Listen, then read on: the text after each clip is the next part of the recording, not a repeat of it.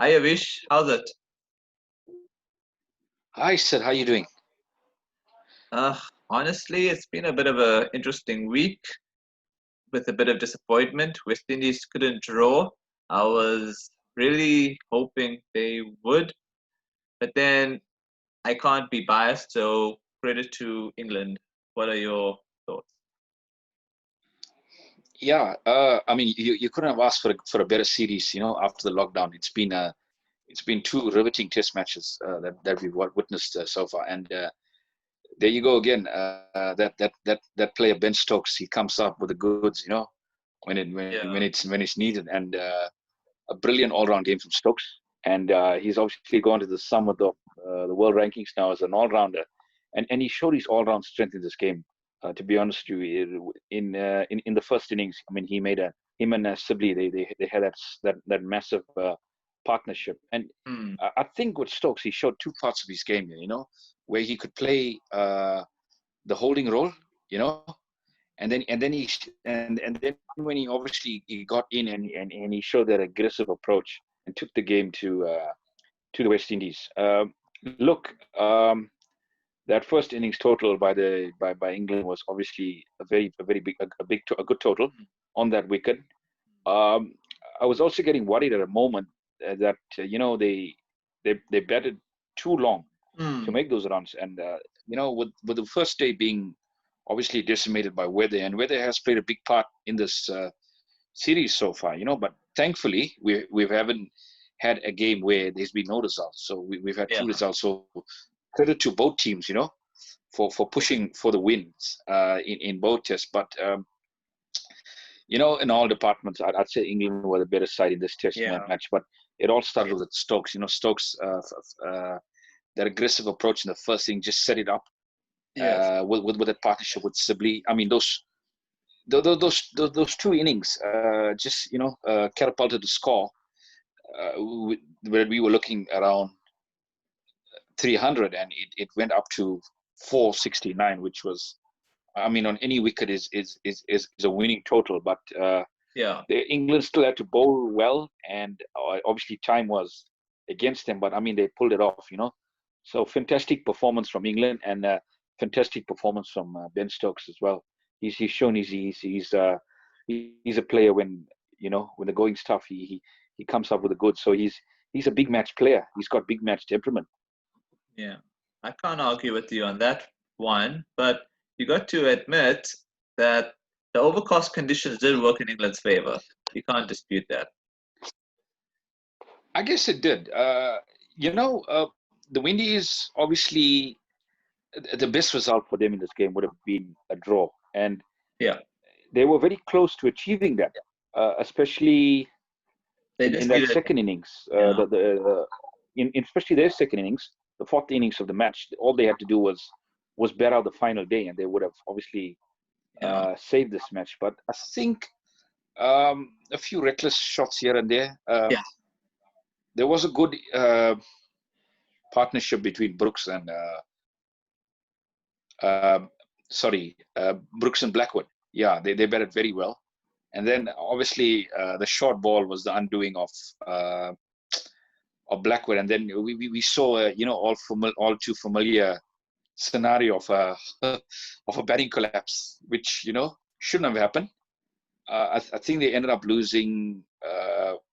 Was it 6 wickets for 38 runs? The last 6 wickets went for yeah, 38 runs, which I think yeah, was very disappointing. yeah, From a West Indies point of view. I mean, they just needed to show a little bit more fight, a little bit more grit, which is what's needed in Test cricket. But they didn't come up with the goods. I felt they needed like a Rahul Dravid or a Callis to see out that final day. Somebody that would or a just bat Faf du Plessis. and save you the Test Yeah, match. And it seems like, yeah, or even in the case of a Chandrapal, in the West Indian, it seems like the Windies, uh, for their talent, they unfortunately don't have a player that can do the hard yards, can bet out a day and a half, and save a Test match. It's an yeah, old fashioned cliche, but I mean, it still works in Test cricket, especially when you were one up in the series, and now you got to do it all again. You got to go back to Yeah. the drawing board, and it's all set up for a riveting, thrilling into the series in Manchester again. In a third Test. I mean, honestly, I can't really call it now. It's obviously the confidence is with England at the moment, having Yeah. won the Yeah. second Test. West Indies, I feel they're a bit, confidence is a bit low now because Yeah. they had high hopes coming into this Test match. But it's all to play for in that final Test now. But then I feel, and I don't want to take anything away from England, right? But I mean, I feel West Indies kind of shot themselves in the foot by bowling first. I mean, why would they want to? Well, I guess it shouldn't have. I don't know. They should have just batted first because logically England had done the bowling and lost the final Test match. So if they had batted first, then maybe who knows what could have happened. I'm not saying they would have won, but it would have been fascinating to see that. See how much strength within those English legs. You know. But then credit Look, to I think the difference in yeah. this match here, from an England point of view, they batted much more cautiously. Hmm. They didn't. I mean, especially with Sibley and Stokes, they built an innings. They built a partnership, and it was quite a formidable partnership. Yeah. I actually thought at one stage they were actually going to go to 500, but that acceleration obviously didn't work out. But Yeah. I would think even 450 would have been enough for them to beat the Windies. Um, yeah, so they batted much more better, much more cautious in this game. They built an innings, and in any score over 400 in a Test match gives you, gives your bowlers that freedom to go and attack, and I think that's what the England bowlers did. They went out and attacked from ball one. Obviously, it wasn't uh, that easy because Brathwaite did play well in the first innings, but then once they opened and end, it became a little easier, and they managed to get through the Windies' tail, and they had a first innings lead. But I think the way Ben Stokes batted in that second innings as well, I mean, 79 from 57 balls. I mean, that was explosive, Yeah. and that's what was needed because England had to go on the charge to get those quick runs so they could force a declaration. And I think he read the game beautifully. He read the game beautifully, and he showed his natural attacking play in that second innings of that of this Test match. But then I don't know that if you noticed, but Gabriel was really not himself in the Test match. He bowled really rubbish. I mean, in fact, the bowling wasn't up to the mark like in the first Test match, and which made me think, why did the captain want to bowl first? Fine, the conditions were there to bowl, but I think it's so difficult. I guess I'm lucky not to be captain because I guess maybe I might have done the same thing, but then in hindsight, it's such a powerful thing because. But then maybe I might have probably batted first because if you normally want to get your team's ideas before making a decision. So it makes me wonder if the captain had asked the team in advance, what would you want to do if you had won the toss? It's a difficult one, it's a difficult one. I mean, in England, your technique is already obviously tested quite a bit, with Oh these yeah, overcast conditions and the ball seeming around and things. So it's, I mean, for an opposition captain, I think the natural instinct is to have a ball first, hmm. I mean, barring the conditions, and obviously the Yeah, Windies did bowl very well in the last Test match, but I think the executions were obviously off in this yeah, Test match. The yeah, executions, especially in that yeah, second innings, they let England get away. yeah, I think too easily, and they built that lead. They built that lead that, and obviously declared. I think yeah, that was a turning point. The way Stokes, the way he batted so aggressively, hmm. and he simply took the game away from them in one session, and could declare, and 300 to chase on the last day is no easy feat, and yeah, Yeah. I just felt the Windies, they wilted under the pressure.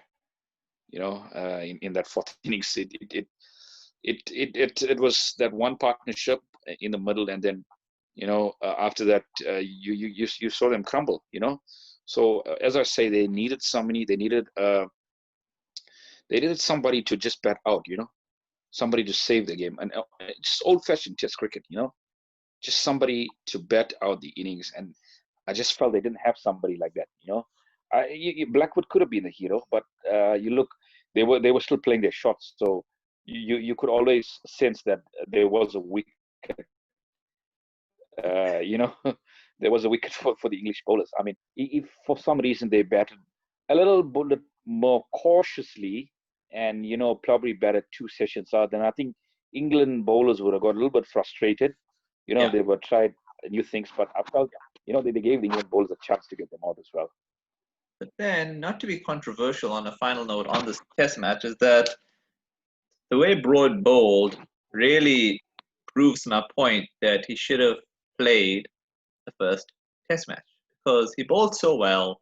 I mean, he was probably the difference between these two sides. I mean, his bowling was really very, very good, and I think the English selectors must be like scratching their heads. Why the hell did you not play me? I mean, there was articles about it, so I don't know what your thoughts were. I know this other commentator, I don't know if it was Nasser Hussain or someone else, he didn't want to put the blame on the selectors for not shooting Broad, but I feel that it kind of messes up the team, because you need your 2 best bowlers always, unless if one of them is injured, and then okay, fine, Anderson didn't play, and imagine England still won. That makes it even more embarrassing for the West Indies, because imagine. But then I guess their team looked pretty good on paper either way, because Vokes is an all-rounder in a way, so like a bowling all-rounder, you could say. So okay, I guess it was a professional performance, and I'll just get over it now. Look, we were talking about this in the first Test, and we were sitting here quite perplexed as to why Broad didn't play. And it was very surprising to me. I mean, a guy with 470 Test wickets, and with Jimmy Anderson, and they've got wickets, or almost 1,000 wickets, over 1,000 Test wickets, together. So I mean, it was quite strange for me playing a guy like. Yeah, I thought it was more like an ego kind of thing, just to see like which bowlers can be like which. I feel, I guess so. But I think England got their selection spot on in this Test match. With their team selection, and it's going to be difficult now to change a winning team. I mean, the Windies did the same thing. I mean, they went for an unchanged team in this they did, but they'll have to Test match. So now. I mean, it's all to play for. At the moment, my money would be on England to clinch the series. The reason being is, I mean, their confidence is quite high now, and Ben Stokes is in probably the form of his life at the moment, and that form obviously is coming from that the series that he had here in SA as well, where he played a big part in England winning the Test series. So yeah.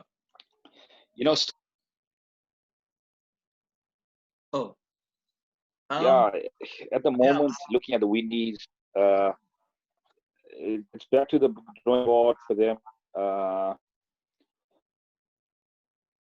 Yeah, I mean, you're right. I mean, West Indies will have to buck up, and they'll have to probably definitely, if they win the toss, just bat first and bat well, and then just pray that when they bowl, the overcast conditions are such that they'll put the ball in the right place, get them out cheaply, like in the first Test, and then take it from there and hopefully win it.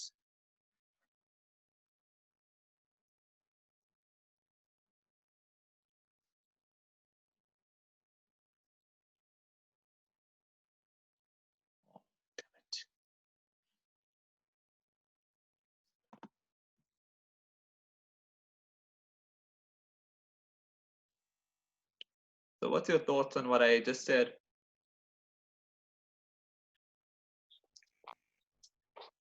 Yeah, look, I think the toss is going to be key in the third Test as well. I mean, we've got to have a look at the wicket. But if I look at the wicket, I mean, it's been quite a good wicket. There's been runs, there's been wickets. So I would think now, being in the crucial third test, and the series is on the line, whoever wins the toss should have a bat first. Bat first, make full use of the wicket, and then you get a good first innings, 350, 400. I mean, you win the game. And thereon you give your bowlers some freedom to attack. So I think that's the plan. As I say, at the moment, England are hot favorites, but we'll have to see what West Indies can obviously come up. It's going to be difficult for them, especially in these conditions, because I think England, they're a side that not generally doesn't start well, but they end well. So they obviously, I mean, they won this match quite convincingly, and Stokes is in the form of his life, so he's got a big role to play in this third test as well. And Broad as well. Broad's bowling beautifully, so I think England have the slight edge here. I don't know what's your thoughts on that, but I think England has a slight edge here. Yeah, I mean, logically, if you're going by the bookmakers, England will be the favorites. But there's something in my mind itching me again towards West Indies. And this thing happened to me also in the first test. For some reason, I was feeling an itch towards West Indies for a reason. I don't know why. But maybe because West Indies are just so unpredictable and they've had that win in the Caribbean. So there must be some of that belief because of that they could do it. But if they don't do it, it's not really much of a disappointment because of going by conventional wisdom. But if they did win, then it wouldn't surprise me because of their unpredictability. So I'm kind of on the fence on this one. Already on the fence. I'm kind of like, maybe it's a bit of, I don't know, hope in my heart that West Indies can surprise. I'm sure if you have two results for West Indies, they wouldn't mind a win or a draw. I think England will want to obviously win because they're expected to win the series. So I think it's more pressure on them. I think. I don't know if you agree with me on that. Look, it would be a wonderful thing if the Windies actually pull this off, and a draw series as well would be quite an achievement for England. Which means they would obviously retain the trophy, the Wisdom Trophy. So I think there's so much to play for. How can England take the trophy if they draw it? West Indies would, because West Indies won the previous. No, I mean Windies. The Windies will take the trophy. Yeah, because if they draw the third test, they retain the trophy. Because they won the last series of the Caribbean, so they retain the trophy. So, so England's got all the work to do technically. England's got all the work to do. Yeah, I feel. I would think they'd go in with the same starting 11. Yeah, and but I would love to see Anderson and Broad together, but who knows? Yeah, I would think the Windies are going to be making changes now. Especially to their batting lineup, or maybe move certain players up the order, move certain players down the order. It's going to be interesting what the thinking is going to be like, because some of their senior players didn't step up in this game. So a lot is going to be required of them. In this third test to obviously get this historic win under their belt. It is going to be historic if they do pull it off. So, yeah, I mean, my money is slightly in England's favor, but I'm not ruling out a West Indies upset yet as well. Even a draw would be good enough. I don't really mind. I mean, in life, just got to be. A draw would be fabulous, but I guess in these times, I mean, a lot of teams are pushing for a win. So yeah, because the Test Championship is rewarded. I would think with a draw. I think. Yeah. Okay. The only way I can see a draw in this game is if it's a high-scoring game or bad weather. Bad weather, we get a day and a half washed out. I think the pitches. I think the conditions in England make it nicer for the test matches. Otherwise, if the conditions were really good in England for the second test match, the match would have been a draw. I'm not trying to dismiss England's attack, but the conditions were all sunny. I don't know if they would have bowled, they would have looked as potent, but we'll only know in the next test match. And then on a final note, not to call any predictions, but let's say if England win the series, my man of the series in advance would be Ben Stokes. And if West Indies draw or win the series, then I think Roston Chase, for some reason, I feel could be probably man of the series. But don't know if you agree with me on that one. Geez, this is a tough one. When it comes to England, definitely, I would put Stokes right up there because I think Stokes, when Stokes plays well, England plays well. So yes, you got to give it to Stokes. I mean, if England does come through here, I would think Ben Stokes would have another big performance in him, to push them over the line. In the Windies, on the other hand, with regards to Windies, I would say Holder probably, if he can step it up in this game. But yeah, again, they're looking at Gabriel. If Gabriel can bowl another amazing spell like he bowled in the first inning. So those are the players that they're looking for, and obviously the batting as well. The batting's got to improve. You want to see them at least score 350, 400. That would give them the advantage in the game, and you need that advantage in Test cricket. A score of 350, 400, that puts you in the driver's seat. So yeah, so that's my that would be my contenders for man of the series as well. But then on a very much final note, we just gotta hope that the pitch, I mean, the weather conditions really work in West Indies' favor if they bat first. Meaning that if it's sunny, they must bat well. If they are batting, of course, and then when they're bowling, it must be overcast. Then that should be enough. And then also, what pitch do you think is going to be prepared on this one? Do you think it's going to be the same as the second Test match and first Test match, or you think it's going to be different? I think the wicket is going to be quite similar to this previous Test match. There's going to be something in it for the bowlers on day one, and then if you obviously if you watch the ball carefully, you play the ball and where that you're going to get reward. You're going to get a reward for patience, and you're going to get those runs. So there's still a big major a job for the batsman up front to do. And obviously in Test cricket, day 2, day 3 are generally the best days when it comes to batting. I think day 4 and 5 you'd see the pitch deteriorating a bit. So day 2, day 3 is the days that you want to cash in. But I feel if you have a good first innings total, as I say, things do get a little bit more easier, and your bowlers have a chance to express themselves. So you got to target a total of 400, especially if you want to win the Test match. You got to target a total of 400 first innings, and then that puts you in the driver's seat. And your captain obviously can rotate his bowlers around, and your opening bowlers can be a little bit more attacking. You can set attacking fields. You can try and bowl a few short ones up to the batsman's shoulders, and get them a little bit uncomfortable. That's what you want. That's what Test cricket's all about. That's why we love this game. Yeah, that is true.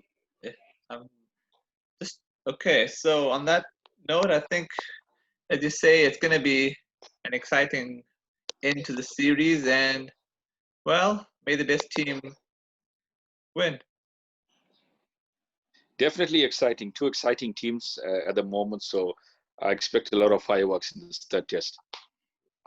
Right. Thanks so much for your time. Thanks, sir. Cheers.